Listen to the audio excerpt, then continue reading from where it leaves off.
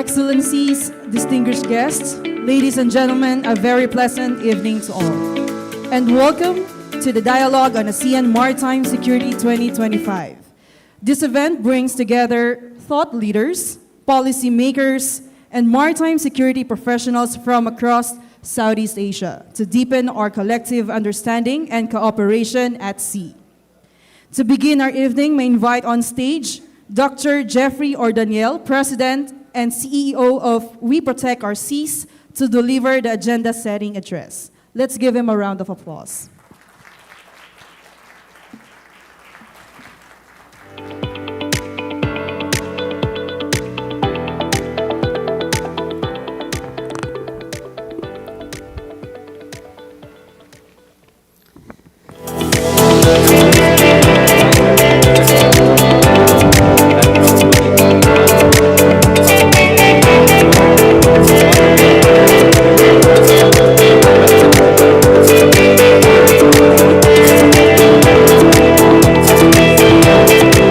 Diplomatic Corps, Your Excellencies, honorable members of our armed services, distinguished guests, ladies and gentlemen, welcome to Manila. Welcome to the 2025 Dialogue on ASEAN Maritime Security. At the Manila Dialogue, China's last week, the National Security Advisor, Secretary Anyo, said, and I quote, "The so-called rules-based international order may be an aspiration for some, but it's a principled aspiration for a world that is more just, more peaceful, and more prosperous."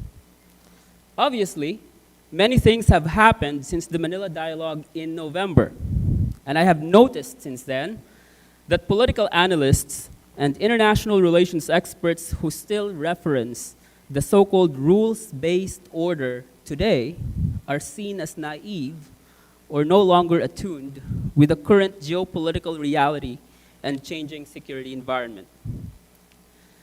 But I dare say that Secretary Anyo's principled approach of fostering a more rules-based international order remains relevant, especially here in Southeast Asia. It is no surprise, therefore, that every ASEAN document up to this day still reference our region's collective aspirations for a rules-based order. A recent statement by the chair of the ASEAN Foreign Ministers Retreat in Malaysia said this: "We are convinced that ASEAN can play a greater role in fostering a stable and predictable environment through adherence to the principles of international law." We, referring to the foreign ministers of ASEAN member states, reaffirmed our steadfast commitment to an ASEAN-centered, open, inclusive, transparent, and rules-based regional architecture that upholds international law. Ladies and gentlemen, that persistent pursuit of rules-based order amidst the changing geopolitical and security landscape is an expression of the region's desire for strategic autonomy and agency.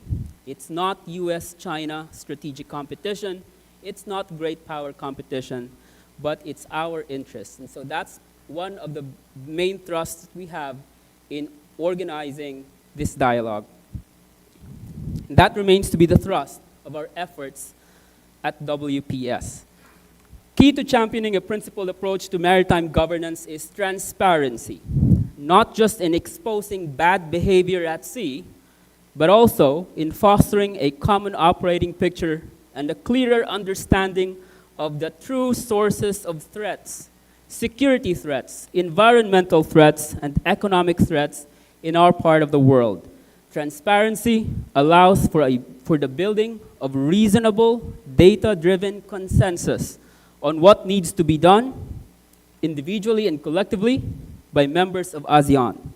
And of course, I recognize there are legitimate arguments against the transparency approach, just like there are those who think we should all get real and get past the rules-based order refrain.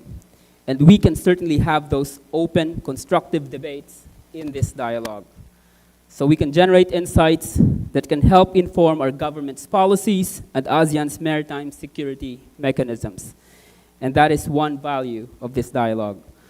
We are honored to have assembled a multidisciplinary group of experts, analysts, scientists, and officials from all 10 members of ASEAN to this dialogue. Our task over the next 2 days is to have an honest conversation about so many issues relevant to maritime governance in our part of the world. And just like the Manila Dialogue, our only request for participants is to refrain from using academic jargons or terminologies and abstract terms and phrases like maintaining equidistance or omnidirectional foreign policy or maritime hedging.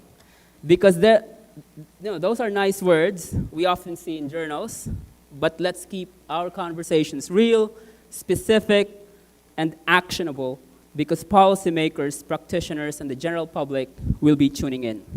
Before I end, let me just briefly introduce our organization, We Protect Our Seas, or WPS, a non-profit, non-government, non-partisan, volunteer-based organization that seeks to advance principled approaches to resolving disputes in the South China Sea, promoting marine environmental protection and scientific research in the broader maritime Southeast Asia, and fostering a free, open, and rules-based regional maritime order in the process. To do so, we seek to work with governments, academia, and industry from around the region and globally in convening Track 1.5 and Track 2 dialogues in the region, as well as commissioning research work, not just in the areas of public policy, but also marine environmental and scientific research to enable data or evidence-driven recommendations. On that note, I'm excited to announce 3 of our upcoming efforts. First, over the next couple of months, we will be fostering a network of marine biologists, coral reef experts, and other scientists from around the world, particularly here in Southeast Asia, so we can pursue collaborative field research on many issues relevant to maritime governance. We will be counting on your support as we grow that network. Second, WPS will soon be serving as the Philippine Committee for the Council for Security Cooperation in the Asia-Pacific, or CSCAP, an informal mechanism for scholars, officials, in their private capacities to discuss political and security issues and challenges facing the region. Since 1993, CSCAP workshops have helped inform the agenda of the ASEAN Regional Forum and other ASEAN processes. We are honored to be part of the biggest Track 2 think tank network in the region. Finally, WPS is the coordinating organization for the Manila Dialogue on the South China Sea, our flagship Track 1.5 event, the second iteration of which is scheduled for November 5 to 7 this year. The Manila Dialogue provides an opportunity for government officials from across the Indo-Pacific region to meet and discuss issues not only during plenary sessions, but perhaps most significantly, during their private side meetings. Of course, experts will also be around to debate issues and share insights. Some ambassadors and other representatives of many governments joined us last November. I hope that you found value in that effort. Our team has started reaching out to many stakeholders, many of you in the room now. So let me just take this opportunity to personally appeal to our good friends from the diplomatic community and also from other institutions. If you believe in the value of our efforts, please support the convening of the Manila Dialogue on the South China Sea this November so we can bring more participants, officials, strategic thinkers, Coast Guard and Navy officers, and other experts from around the world or from more countries, and together advance the cause of peace in the West Philippine Sea, in the South China Sea, and the rest of maritime Southeast Asia.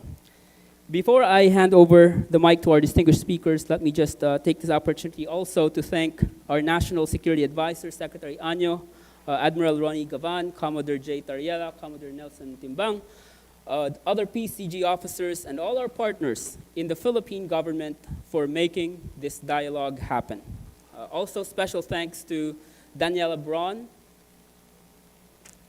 of CAS Philippines, who will be leading discussions on submarine cables on Friday, to Pacific Forum's Young Leaders Program that has sponsored about 10 emerging maritime leaders from across Southeast Asia to come to this dialogue, to YCAPS and our small team of hardworking WPS staff, Katrina, Mary, Kwan, and Mikal. I look forward to productive 2 days ahead, and so thank you very much for joining us. Good evening. Thank you very much, Dr. Obiang.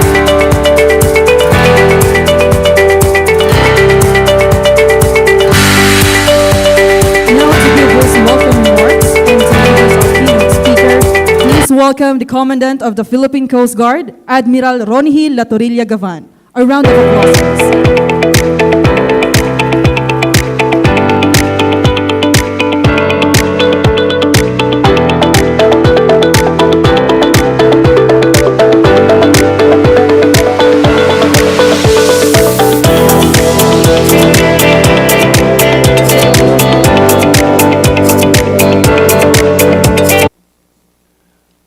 Excellencies, who will also be properly recognized later. Distinguished guests and participants from all over the region, from across different disciplines, esteemed colleagues, ladies and gentlemen, good evening. It is an honor and privilege to welcome you to this gathering dedicated to our shared vision of free, open, secure, and rules-based maritime order in Southeast Asia. This dialogue serves as a valuable platform for the exchange of ideas and experiences, bringing together diverse perspectives, united by a common purpose, to address the challenges that seize the opportunities within maritime domain, or the maritime domain of our region. Over the next 2 days, we will explore pressing issues that transcend our borders. Among them, cooperation on maritime security, conflict prevention, sustainable governance, and the collective pursuit of lasting peace and stability across Southeast Asian waters. As we navigate this shared journey, we are fortunate to have a lineup of distinguished speakers, panelists, and participants whose expertise and perspectives will enrich our discussions. Your presence here underscores the importance of dialogue and partnership in shaping a maritime future that benefits us all. On behalf of the organizing committee, I extend our sincerest gratitude for your participation today. I am confident that the ideas shared here will not only inspire meaningful change, but also lead to actionable solutions that extend far beyond this room and endure well into the future. While our nations may face distinct realities, we are tied by the maritime spaces that connect us. It is through sustained cooperation and shared sense of responsibility that we can turn common challenges into opportunities for collective progress. This dialogue is a chance to shape a legacy of mutual understanding and collaboration that will guide our region toward lasting peace and stability for generations to come. Again, welcome to our beautiful city of Manila. Mabuhay po tayong lahat. Now, please allow me to do my real job tonight, the hardest one.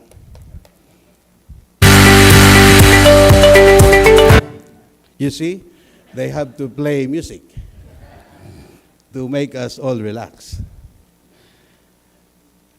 But without further ado, it is my distinct privilege and honor to introduce our keynote speaker for tonight's gathering.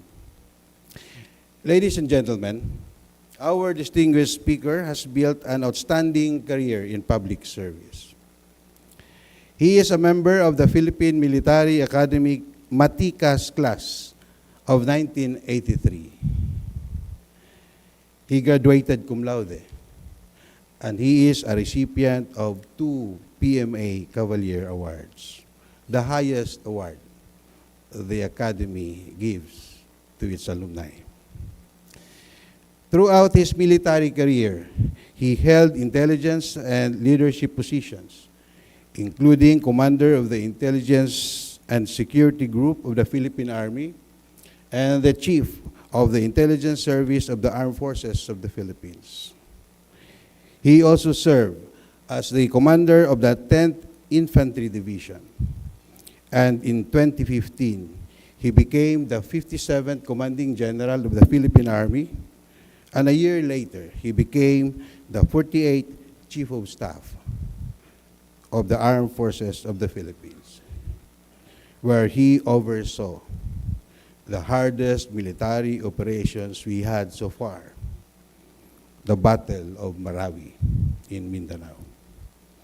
After his time with the Armed Forces, he continued his public service as Secretary of the Interior and Local Government from 2018 to 2022, where he campaigned for good governance. And he led the critical responses we had during the COVID-19 pandemic. He now serves as the National Security Advisor appointed by the President in 2023. Ladies and gentlemen, please join me in welcoming our keynote speaker, the Honorable Secretary Eduardo Manahan Año, the National Security Advisor, Republic of the Philippines.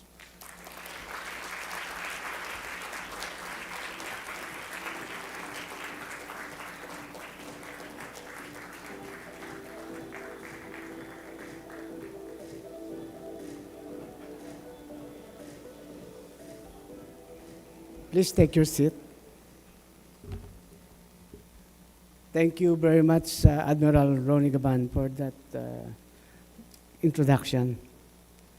Excellencies of the Diplomatic Corps, Her Excellency Larry Bopils, Ambassador of the United Kingdom of Great Britain and Northern Islands,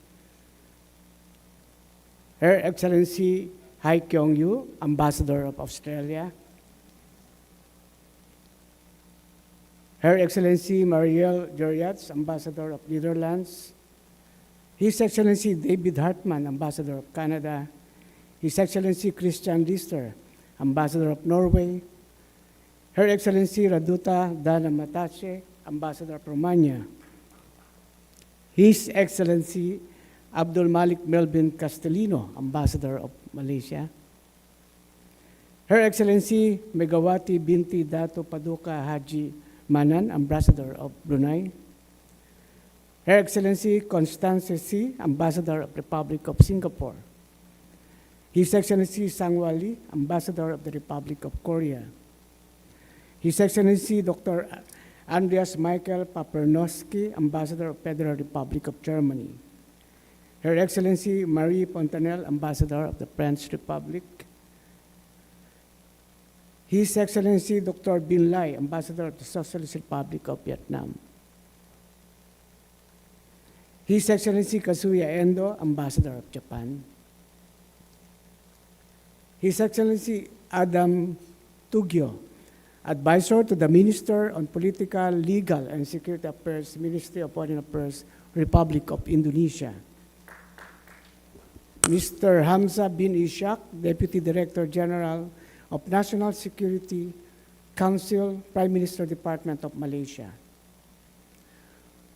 Yusek Alexander Lopez of the National Maritime Council, Admiral Ronnie Hill Gaban, Commandant of the Philippine Coast Guard, Dr. Jeffrey Ordaniel, Director of Maritime Programs Pacific Forum, Ms. Danielle Brown, KAS Philippines, Professor Victor Andres Dindo Manhit, Strat-Based Institute, Dr. Prashant Parameswaran, founder ASEAN Wonk Newsletter, Rear Admiral Roy Trinidad, Commodore J. Tariela, Commodore Nelson Timbang, former Chief of Staff Manny Bautista, sir, chair, panelists, and participants of the dialogue on the Asian Maritime Security, officials and representatives from the Philippine National Government agencies present, friends from the private sector, academia and media, distinguished guests, ladies and gentlemen, good evening. At the Manila Dialogue on the South China Sea last November, officials and experts from various nations strongly supported advancing a rule-based maritime order. There was clear consensus on resolving maritime disputes through international law and respecting existing mechanisms like the 2002 Declaration on the Conduct of Parties, the 1982 United Nations Convention on the Law of the Sea remains the foundation of global maritime governance, with ASEAN member states continuing to benefit from its equitable rules and cooperative frameworks. Being in ASEAN, we are no stranger to a consensus-based approach to regional governance. Consensus is an important element of the so-called ASEAN way, through which we foster cooperation, resolve disputes, and engage with broader international community as a bloc. It should be noted that the 1982 UNCLOS itself was achieved through consensus. Sure, it was a product of difficult compromises, with at least 160 sovereign states bargaining, arguing, and trading rights and obligations regarding the waters around them and beyond for over a decade. But over 4 decades since, and many maritime disputes later, the convention persists and is widely respected. And we, here in ASEAN, should be the strongest defender of that consensus, that we no longer want to go back to the time when might is right. In the region, however, this consensus anchored on the ASEAN centrality that we must collectively weave to build our resilience has sometimes become an instrument of inaction and inertia. Even more concerning, the search for consensus has become an obstacle to arrive at important and unified mechanisms that should be our armor in collectively resolving a wide range of regional issues. This is the reason why dialogue such as this is very important. Through events like this, we aim to go back to the very core and very reason of building such consensus and centrality. Despite varying stakes and positions in the South China Sea over the years, after all, our ability to manage the conflicts in our maritime environment determines to a large extent the relevance of ASEAN in our everyday life. While discussions often focus on South China Sea geopolitics, it is important to remember that Southeast Asia is a vast maritime region. From the Malacca Strait to the Andaman Sea, maritime issues impact the region's political, economic, environmental, and security affairs. Environmental concerns, particularly the health of our marine ecosystems, are inseparable from security and economic issues. I am encouraged that this year's dialogue on ASEAN maritime security includes sessions on the marine environment, and I look forward to your data-driven insights and practical recommendations. The agenda of the dialogue indeed highlights a sobering reality. Fish stocks in Southeast Asian waters have declined by up to 90% since the 1950s, with catch rates dropping by 66 to 75% over the past 2 decades. Human activities such as illegal giant clam harvesting, dredging, and the construction of artificial islands have severely damaged over 160 square kilometers of coral reefs. It is critical that we identify the key factors driving the collapse of fish stocks and marine biodiversity so that ASEAN member states can address these issues both individually and collectively. After all, the region's food security and the livelihood of millions of ASEAN citizens who depend on fishing for their income are at stake. ASEAN must then take concrete and decisive steps to protect the rights and safety of our fishermen, our maritime environment. By exploring and developing their potentials, protecting and preserving resources and territories, fostering growth of natural resources and enterprises, promoting sustainable use, developing and institutionalizing governance, and fortifying competitive advantage, we can responsibly steward our resources, ensuring that we meet our needs for today and we preserve what the future generations deserve. Not only is our maritime environment being put at a great peril, but even other aspects of security that wholly affect the ASEAN in many different ways. When we do not put our efforts together to resolve these threats, when we do not trudge the same direction to enforce a code of conduct that is supposed to guide and govern us, our inactions will put us at greater risk, affecting not just regional but even the world order. For instance, rising tensions in the West Philippine Sea and the Greater South China Sea have brought to the fore the difficulty of maintaining a peaceful and rule-based maritime order in the region. We believe that it is important first for the ASEAN to seek common grounds in terms of addressing and managing these challenges. While there are unsettled differences among claimant countries and even for those non-claimant states, it is imperative that we make these conversations inter-ASEAN countries first. From there, we can move up to higher grounds of discussions that involve other states until we reach a more encompassing, acceptable, and recognizable ASEAN consensus. Aside from this, hybrid threats have also emerged across Southeast Asia, which led to the collapse of boundaries of war and peace. They have started to target vulnerabilities of our nations, undermining national and regional stability. Cyber attacks, information manipulation, malign influence, foreign interference, and coercive diplomacy, among other forms, which are by far more difficult to manage and counter than traditional warfare. Addressing this requires a unity of purpose among us, a stronger force of nations that could promptly and effectively counter them. The seas are inherently connected.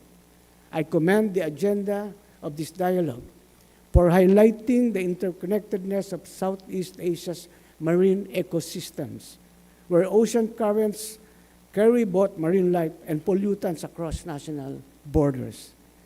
In upholding the 1982 UNCLOS, we must also honor its mandate to protect and preserve the marine environment. However, meaningful regional cooperation to address marine environmental challenges must begin with identifying, through sound scientific data, the key drivers of marine degradation in Southeast Asian waters. I look forward to learning more about existing and potential ASEAN mechanisms that support marine environmental protection, as well as hearing your ideas and policies that can empower ASEAN institutions to tackle the root causes of this degradation. I also acknowledge the goal of this dialogue to tackle other equally crucial fronts of security, including energy security, confidence-building measures, risk reduction, subsea cables, and strengthening regional Coast Guard cooperation. Discussing this on such a higher level of discourse with ASEAN help us prevent disruptions in financial, transportation, trade, communications, among other aspects which we, as a regional bloc, deeply share and highly benefit from. I say then that we must be one in confronting them, because when we move together collectively, we are able to move mountains. Ladies and gentlemen, what is often referred to as the rule-based international order may be seen by some as merely aspirational. Yet it is an aspiration rooted in principles and progress, one that envisions a world that is more just, more peaceful, and more prosperous. The Philippines takes pride in having utilized the arbitration mechanism under Annex 7 of the 1982 UNCLOS, contributing to a peaceful and law-based approach to resolving disputes in the South China Sea. We are grateful to many of our ASEAN partners who continue to stand firmly in support of the rule of law. For the Philippines, UNCLOS and the 2016 Arbitral Award remain the twin cornerstone of our country's foreign policy approaches to regional maritime order. With the same deep commitment to international law, we are actively working towards an effective code of conduct in the South China Sea. Even if negotiations are moving at a glacial pace, we must ensure that the COC's provisions align fully with international law, particularly the 1982 UNCLOS. Any proposal or attempt to exclude, sideline, or create exemptions to UNCLOS and the broader framework of international law in the proposed COC mechanism reflects a lack of genuine intent and sincerity. ASEAN must remain steadfast and committed to the rule of law in the ongoing negotiations. Upholding the rules and norms in Southeast Asian waters and ensuring that littoral states continue to enjoy their maritime rights and entitlements under international law is not about choosing sides in the so-called great power rivalry. Framing our maritime concerns as mere consequences of this strategic competition dismisses the agency of regional actors, undermines the importance of the rule of law, and may even reflect a self-serving attempt to push out a geopolitical rival in pursuit of regional dominance. Ladies and gentlemen, the real decision before us is about the kind of maritime order we want in our region, one grounded in international law or one dictated by might. In the face of the ongoing illegal, coercive, aggressive, and deceptive actions occurring almost daily in the South China Sea, it is essential for regional states and the international community to reaffirm their commitment to the letter and spirit of UNCLOS. While policymakers, diplomats, and political leaders often invest significant time and energy exploring alternative governance frameworks to curb maritime tensions, we sometimes overlook the fact that such a framework already exists. What is needed now is not a new system, but the resolve to defend, uphold, and enforce the one we already have. I extend my sincere thanks to the organizations and individuals who made this inaugural dialogue a reality. I offer my congratulations in advance to the lead convener of this dialogue, the Pacific Forum headed by Dr. Jeffrey Ordaniel, for bringing together such a distinguished assembly of experts, academics, scientists, and officials from all 10 ASEAN member states.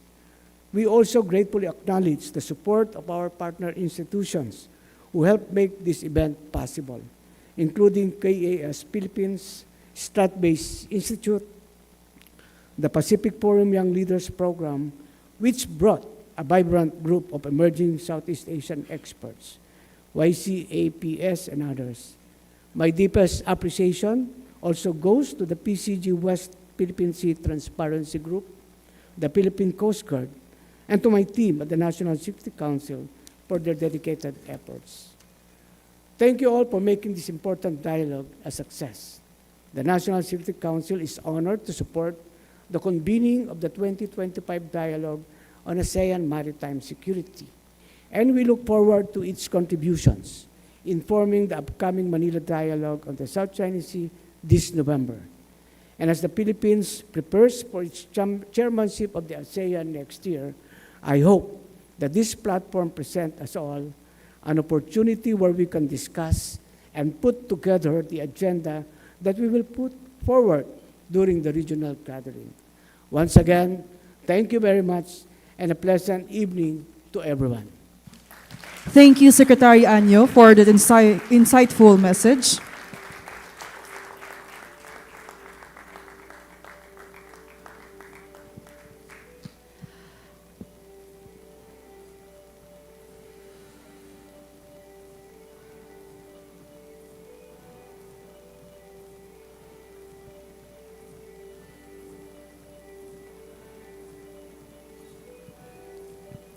Ladies and gentlemen, dinner is now being served. So please enjoy your meal as we are about to continue this evening event.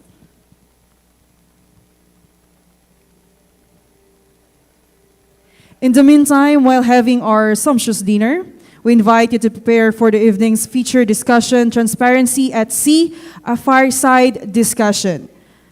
And now, may we respectfully request our distinguished guests to be on stage. The Commandant of the Philippine Coast Guard, Admiral Ronihil Latorilla Gavan, Philippine Coast Guard. His Excellency Adam Tugyo, Advisor to the Minister on Political, Legal, and Security Affairs, Ministry of Foreign Affairs, Republic of Indonesia. Honorable Hamza bin Ishak, Deputy Director General of National Security, Security Management, National Security Council, Prime Minister's Department, Malaysia. And to moderate this important conversation, please welcome Dr. Prashant Parameswaran, founder of the ASEAN Wonk newsletter. Let's give them a round of applause.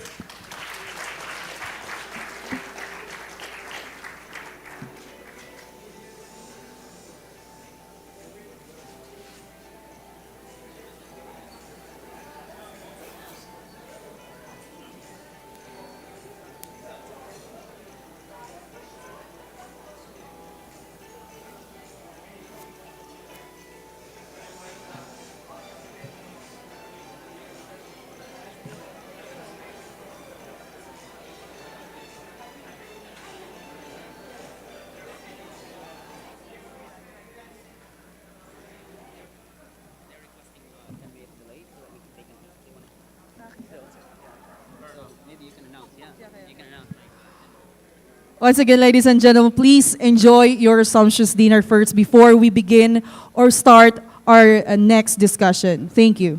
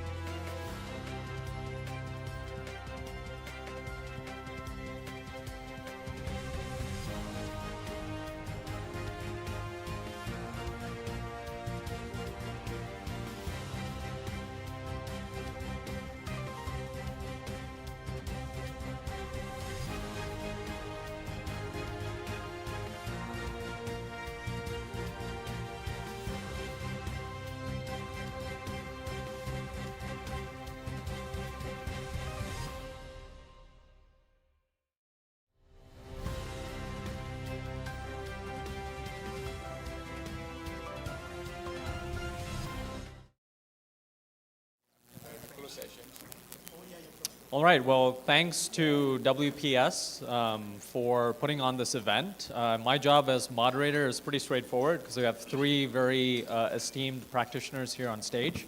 So I'll try to keep my opening remarks brief, go through a couple of questions here, and then we'll open it up. So be thinking about questions towards the session as well.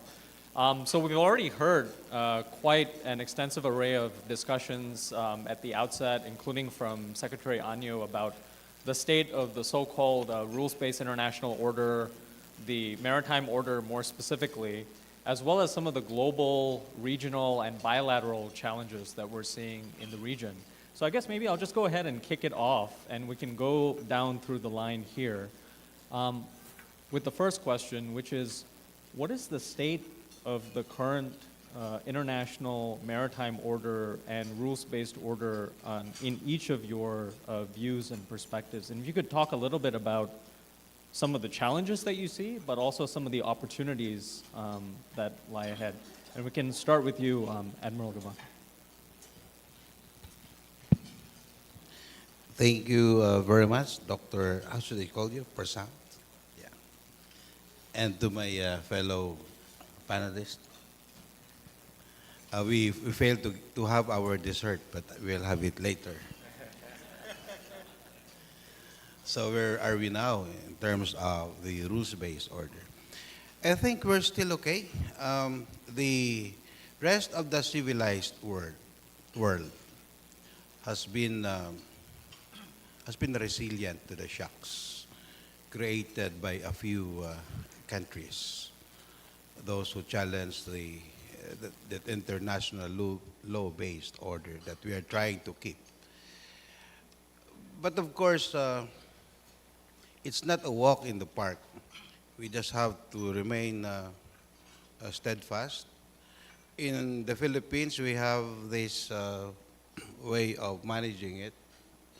We want to remain chill, but we believe that we will prevail. After all, the international law-based order or the rules-based order provides us the opportunity to avail of the best leveler amongst us in the international relations, in the relations among countries, big or small. We only have the law to keep us, on our ground, to keep us okay. And so we should keep it. And otherwise, we will go back to the time where might is right. And it is to the disadvantage of ASEAN countries, basically. Because the power, the strength of ASEAN rests on ASEAN centrality, but coming up with consensus on going towards the same way together is very hard to achieve.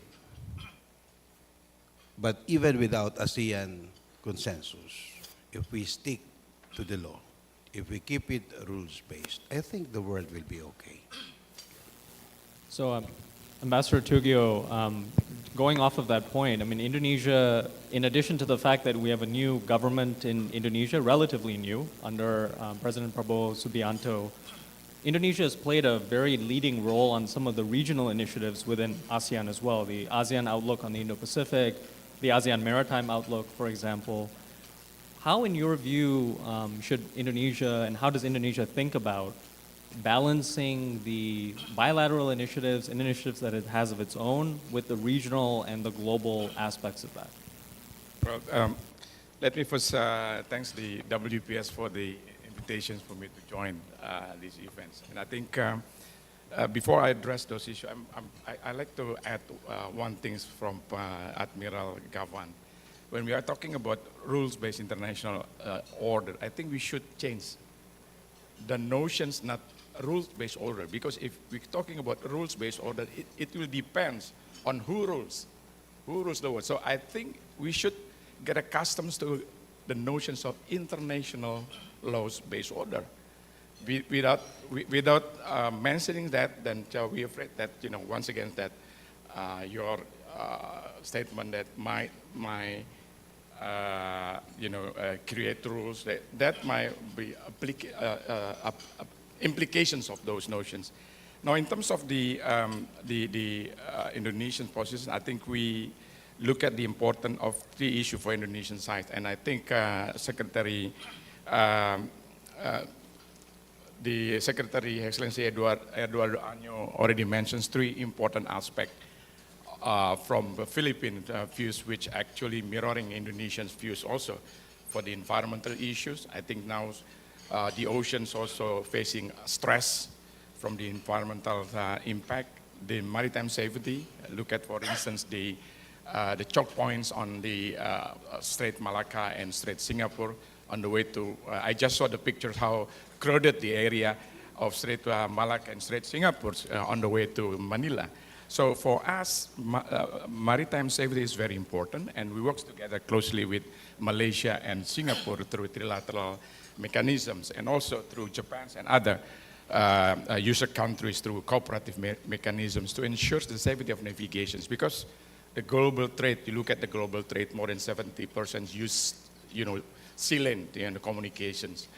And the environmental aspects also one of the important aspect, because I think now climate change certainly impact the situations in the region. So we want also to address this issue.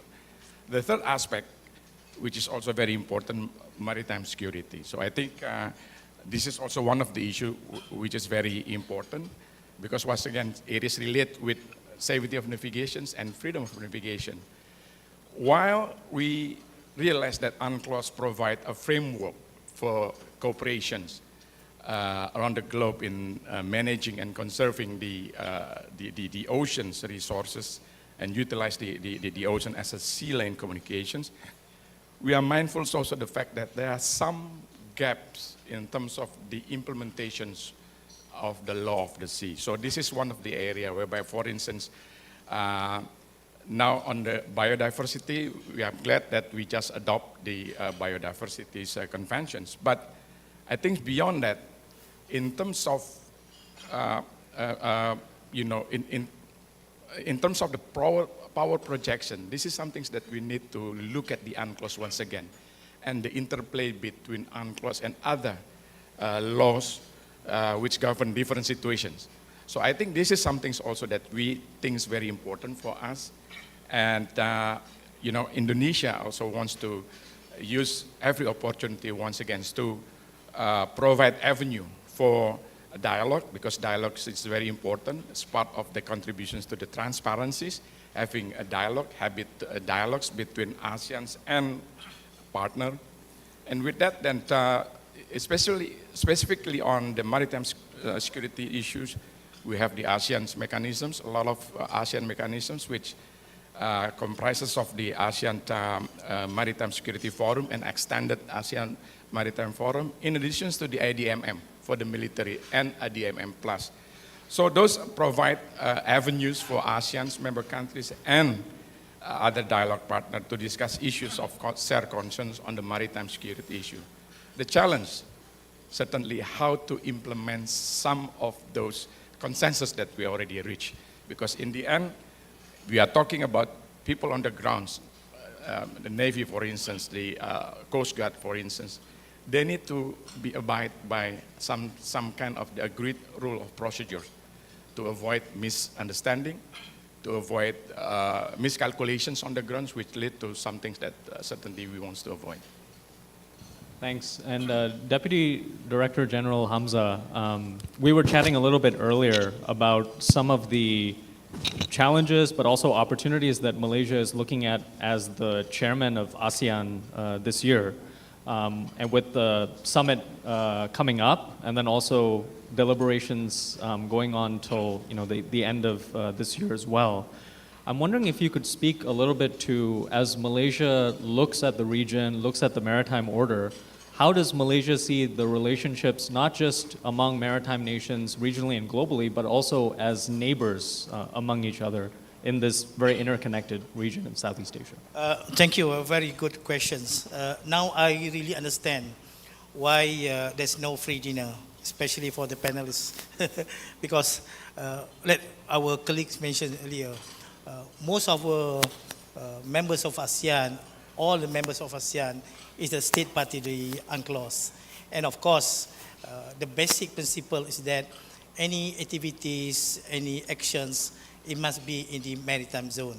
So if all the ASEAN member states, we can share together how to resolve our maritime boundaries first. It's not only in the South China Sea, in the other parts of in our region, because in our ASEAN we have Strait of Malacca, we have Singapore Strait, we have Sulu Strait, we have Gulf of Thailand, we have Celebes Strait, we have whatever seas around us.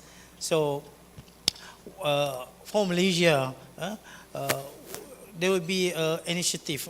And for informations, this year we have organized the first ASEAN National Security Advisor meeting to discuss among ASEAN all the current security challenges, and perhaps during the chairmanship of Philippines next year, we're going to focus on certain issues, and especially on maritime.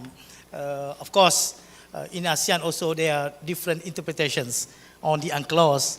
So this is where we have to put together in terms of ASEAN, how to really understand the maritime provisions under the UNCLOS. For Malaysia, in the South China Sea, we still have a dispute area, EEZ with Vietnam, Philippines, and Brunei we have settled through our line 2009.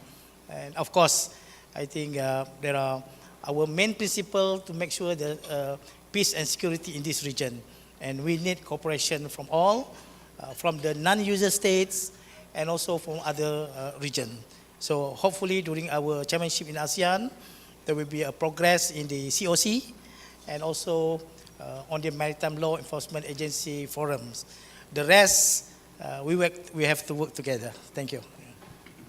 Great, thank you for that. I'm conscious of the time. I wanted to go through one more sort of quick round here and ask you, sort of looking ahead. I mean, obviously we're going to be deliberating over the course of the next few days about some of these major issues, whether it's looking at undersea cables, fisheries, specific topics. If you were looking ahead to the next year, we've already referenced some of the events. Secretary Anyo mentioned the anniversary next year, the 10th anniversary of the arbitral tribunal ruling, the Philippines against China. We've got negotiations going on the Code of Conduct. They've been going on for a long time, but still the process continues there. So lots of things to look forward to in the next year. What is one thing or one agenda item that you think we should be aiming to look at in the maritime domain, looking at within the next year out to 2026? What would you say is that one area that we need to focus on? Because I think as all of you have pointed out to different degrees, the maritime agenda regionally is quite crowded. We have a lot of issues, lots of different actors. But if you were to focus on one key priority item within the next year, what would that be? Admiral Galan. Yeah, I'll go back to the first question, the international law-based order. And I think in the next year's round, we should focus on activities that will encourage all ASEAN member states to be more transparent on how the international law, including UNCLOS, should be applied in our region. Because if we're able to have a more even interpretation of that law, I think we can achieve the desired order that is most beneficial for all of us. Ambassador Tugil? Yes, I think if you ask me those questions, I think the issues of having clarities on the implementations of UNCLOS, on the issues of freedom of navigations, the issues of the safety of navigations, those are, because those interrelated, so that's some things that become one of the priority for next year. And I think we also should, seize the momentum of the commemorations of 50 years of the TAC, Treaty of Amity and Cooperation, which will take place next year. And the Philippines will assume, chairmanship of ASEAN. So I think that would be a good opportunity also. Because if you look at, once again, the UNCLOS provide settlement dispute mechanism, peaceful dispute mechanism. Dispute is normal. I mean, you might argue with different neighbors, but they must be resolved peacefully. And there are a lot of mechanisms available, not only in UNCLOS, but also in other tribunal mechanisms. And for instance, Indonesia and Malaysia, we have dispute also in the past on Sipadan Ligitan, but we agreed to resolve this issue through adjudication process through the ICJ. Malaysia and Singapore also, they have dispute on Petra Branca. They agreed to resolve this issue through the mechanisms, adjudication mechanisms. So I think if you look at once again the TAC, one of the mechanisms actually available in the TACs, and once again, the good part of the TAC, because there's a lot of a partner, outside partner who already acceded to the TAC. So look at the TAC again and see how we would be able to implement, the mechanism, dispute mechanism settlements, which might once again strengthening the settlement dispute mechanism, the existing one, be it in the UNCLOS or other adjudicational mechanisms. Thank you. Deputy Director General, Hamza. Yeah, thank you. I would like to respond in two ways. The first one is on the old proverbs. Good friends make a good neighbor. So I think we have to try our level best to resolve boundary areas within ASEAN first. In South China Sea, because we have to solve among us, then we can solve to another non-ASEAN. That's the first thing. The second one is I'd like to share a rock song. It's Living Under the Same Sun by the Scorpion. But I'm not going to sing that song today. But Scorpion said, we are living under the same sun. We are dreaming the same dream.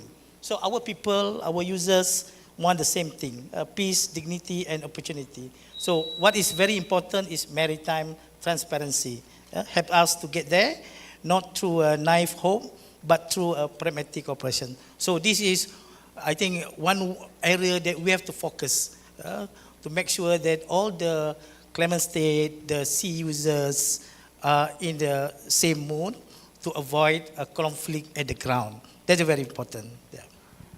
Thank you. And I see we only have a couple of minutes left. I could go on with many questions, but I want to open it up to see if we have any questions from the floor. I guess we can take them quickly in a group and then go back. I see one over here and then one over there, two on that table. So let's do those three, and then we'll come back and then do a quick round here of responses. And please state your affiliation, ask a brief question, and try to direct it to one member of the panel if possible, just so that we can get all three and make sure we do that. Thank you. Hello, my name is Christian Adrian Supriyanto. I'm a lecturer with the University of Indonesia, based in Jakarta. My question relates directly to the international laws-based order. I think the formulation and the negotiation for the Code of Conduct is flowing out from that spirit. The question is, to what extent are you optimistic that we have a Code of Conduct by the end of next year? Thank you. And let's have the two other questions over there at that table as well, and then we'll come back and do quick responses. And I see, Jay, you had a question as well, so let's do that.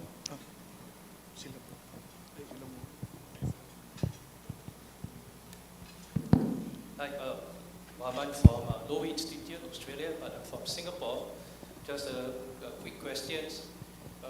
Based on my engagement with ASEAN's intelligence and military officials since 2024, there are two trends. First, it seems the Chinese have been giving messages to some ASEAN countries that the time not to take side is coming to an end.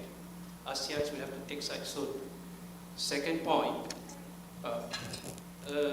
Chinese official that I spoke to informed me that we have to live with the rise of China, and China has the right to have a large military, and we have to live with that. So my question is this: do you think ASEAN and the TAC continue to remain relevant in the age of might is right? Thank you. Hi, thanks. My name is Vic Chen, non-resident fellow with Green Protect Our Seas. So like from the keynote speakers and until these panels, I hear the idea of, resolving the disputes between, among ASEAN members first. So I wonder whether it's a consensus already or just, a few countries like maritime nations in ASEAN.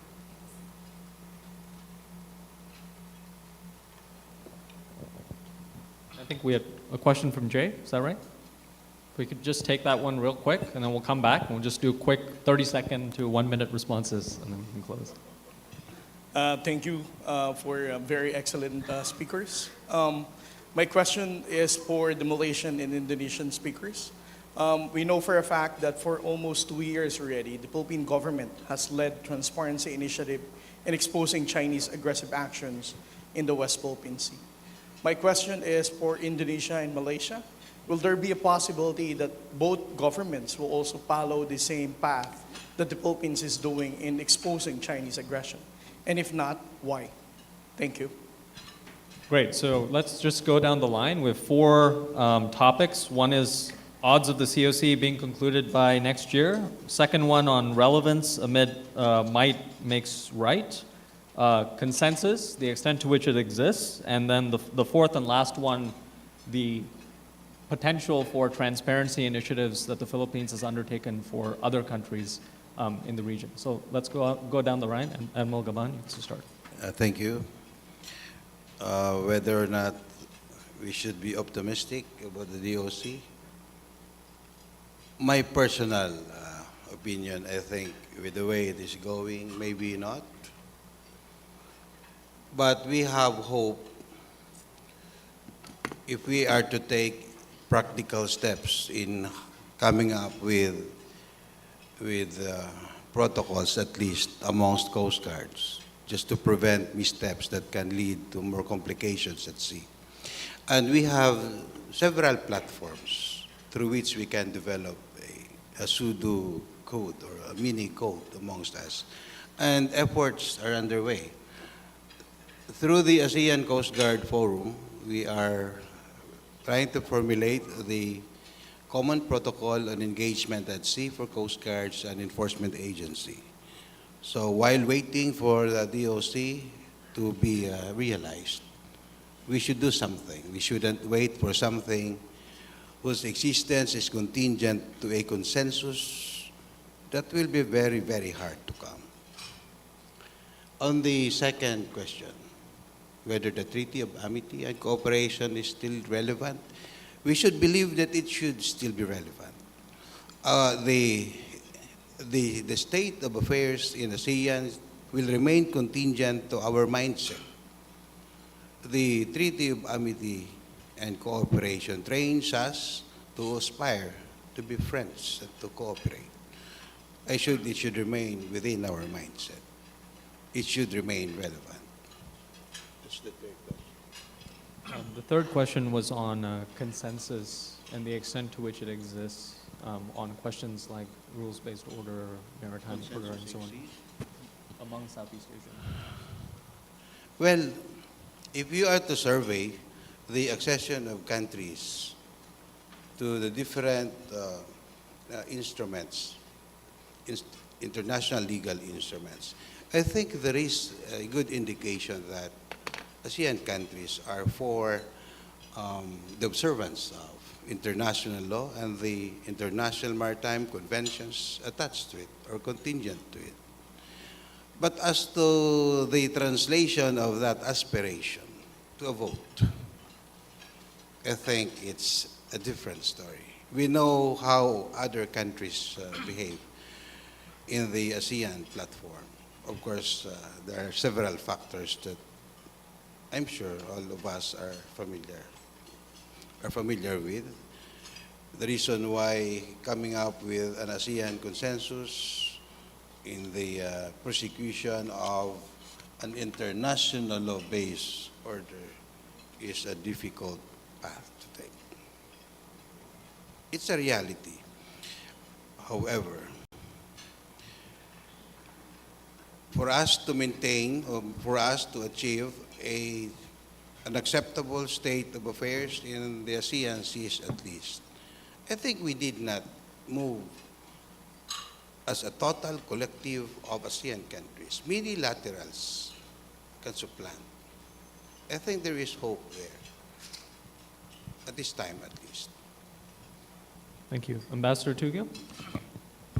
Yes, I think, do we need, as ASEANs, do we need to take sides among the referees or power projections for different, from different sides? I think I made a reference to the TACs because TAC is a lot of dialogue partner for ASEANs also acceded to these, the US, UK, Australia, including China, Japan, all are also acceded to the TACs.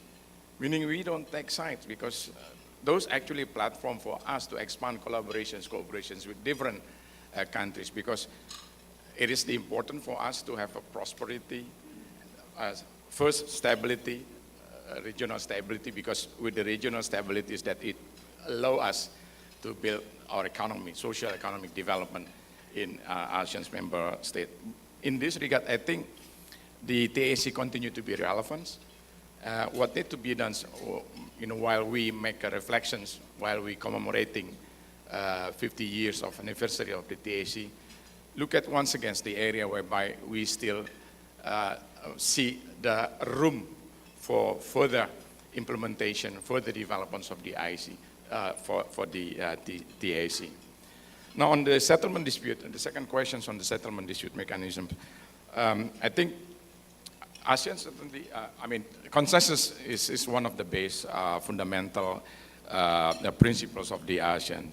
But when we have some issues like border, I think maritime border issue, for instance, we negotiate bilaterally because for Indonesia, for instance, we are surrounded by 10 different neighbors. So we have to approach differently bilaterally, to have negotiations with our neighbor. And it may take time. Sometimes negotiations on maritime boundaries also a test for the endurance. I follow, for instance, the negotiations with Vietnam. It took more than 20 years on the continental south boundary. I was very junior when I joined the Ministers of Foreign Affairs when, my job actually bringing the map during the negotiations. Well, the senior, they negotiate what would be the line that would be acceptable for both sides. It took more than 20 years to complete the negotiations, but it paid off because with that, then we now have a certainty in terms of the, the right and obligations of both Indonesia and Vietnam. With Malaysia also, we have, and lastly, not to forget also with the Philippines. Very interestingly, because Philippines, when we first negotiate with the Philippines also used the treaty box. Treaty box, 18 something. Treaty of Paris, based on the Treaty of Paris. We said to them, you cannot apply treaty box because it is against international law. It is against the UNCLOS. Otherwise, Spain and Portugal, they may claim using a Tordesillas, why not divide the world into their possessions, respectively. And we managed. It also took a long way to complete negotiations on the EEZ in the Sulu, South Sulawesi, which we completed, I think, on with the Philippines 2014. After long, so this is effort by the ASEAN member countries, whereby when we have some issues on the border, to avoid, once again, to avoid misunderstandings on the ground, to avoid the miscalculations among the Coast Guard officials, because they also have a duty to enforce the law. So to avoid these kind of situations, we agreed to resolve through bilateral negotiations.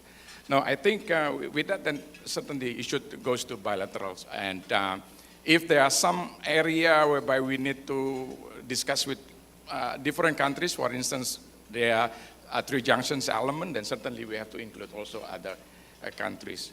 Now, the third questions on the China's aggressions on the South China Sea. I think the themes of today's conference is very important. The transparency at sea is very important. And I think we should not also forget that the ASEAN built mechanisms also through dialogue, the ADMM plus the ASEAN Maritime Forum extended, whereby this provide avenue for us to once again to look at the issues that we are facing. And I think nowadays we have to utilize the technology, because nowadays the eye system, for instance, we can use the eye systems also to make some detections, for instance, to look at how other countries behave in terms of their management of the sea. Because I think this is one of the challenges for us in terms of interpretations of freedoms of navigations. Many countries, some countries may have different interpretations on the freedom of navigation. Many countries also, or some countries have different interpretations also in the implementation of the UNCLOS. And I think one of the key elements when we look at the South China Sea, for instance, we should not forget that according to the UNCLOS, this is semi-enclosed sea. Semi-enclosed sea. And based on the Article 122 and 123, there is obligation for the countries surrounding by the semi-enclosed seas to have cooperations, not only for the managements, but also for the conservations. Thank you. And Deputy Director General Hamza? On COC, we are very positive on that. If I'm not mistaken, there's a third or fourth reading of the draft. And of course, whatever good thing, sometimes it will take time. But meantime, we have to avoid collision at ground, especially in the South China Sea. So this is where I think one of the forum is the Maritime Law Enforcement Agency Forum between ASEAN and China. Of course, what is most important is to build trust first. Once you have a trust, it's not a one-day trust. It can take 1 or 2 years, and then we can have a confident buildings, and perhaps we can have the incident at sea agreement. How everybody understand why they're maneuvering in that area to avoid misunderstanding. On TAC, of course, is still relevant. And of course, in terms of dispute, I also like to echo our colleague from Indonesia. When we had the continental shelf agreement with Indonesia, from my reading through our old documents, it only took 2 weeks. But now, because of there are many interpretations of the UNCLOS, perhaps our think tank on the maritime law, we can sit together. What are the interpretation on EEZ? Of course, in ASEAN, there are archipelagic states, there are non-archipelagic states. To me, and Malaysia, I would like to consider Malaysia as a semi-archipelagic state because we are surrounded by seas, except land border with Thailand. But that's the interpretation. So to resolve this dispute, of course, there are many ways under the UNCLOS, and what is most important is negotiation and cooperation. If you want to go to third party, there's a no win-win situation. So I think the rest, I hope during the maritime security issues, we not only discuss on the disputed area, but also from Malaysia experience, there are also encroachment in non-disputed area. Near our shore, fishermen, IIU. So this is another area we should discuss together. Thank you. Yeah. Thank you so much. And please join me in thanking our wonderful panel.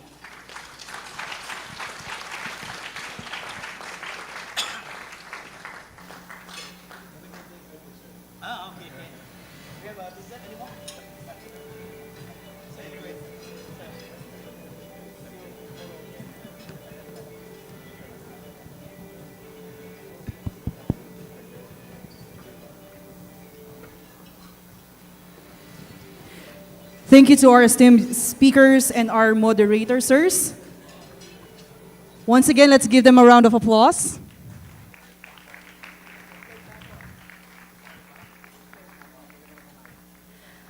Ladies and gentlemen, that concludes our formal portion of our opening dinner. So we hope this evening's discussion have sparked new insights and strengthened our shared commitment to maritime cooperation and transparency.